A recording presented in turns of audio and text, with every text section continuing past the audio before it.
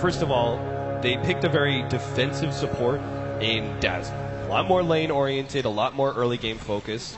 VP just going to push Team Secret out here and actually force S4 into a Blink level 1. That's a good start for G, right? Oh, it definitely is. And it's going to help them out quite a lot. And this mid lane, though, it's still probably favored for the Queen of Pain. Even though you have the Blink level 1, it's going to mean that FNG rotates in and helps G even more.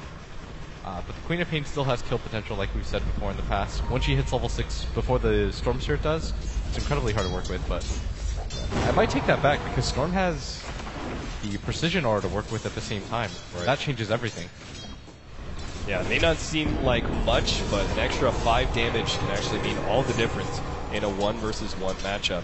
Queen of Pain is usually supposed to have the attack damage lead over the Storm Spirit, but that extra bit, VP may have the advantage in the middle lane. They are kind of leaving bottom lane open, though. We are actually seeing Team Secret run a dual lane, a Puppey on the Dazzle, paired up with Zai's Darkseer, pushing very aggressively into the Draw Ranger Visage combo. This is going to force the Lina down here, and this isn't the most efficient kill combination because there's no setup stun. FNG pretty much just has to guess. He doesn't even have a level of his stun quite yet. You've got the Grave Chill from Lil, but it's not efficient when you've got a Surge on the other side from Secret. So it's really just going to come down to whether or not FNG can get level 2 at a reasonable time, and if he manages to hit the stun at the same time. Still at the same time, because there is dual lanes, DK Phobos may have an easier time in top lane. He's facing up against Kuro's Rubik and Arteezy's Shadow Fiend, a safe lane farming SF.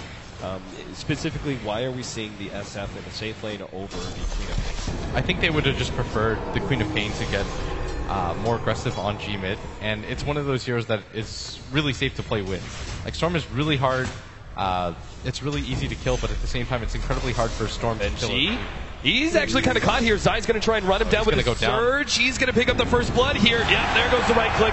Now he will be a bit far forward. Virtus.pro may be able to turn around on him. They need the slows. They're not going to have enough. The Darkseer taking enough to survive through that one. FNG, rather uncharacteristic mistake in the laning phase by him, just being too far forward against Darkseer.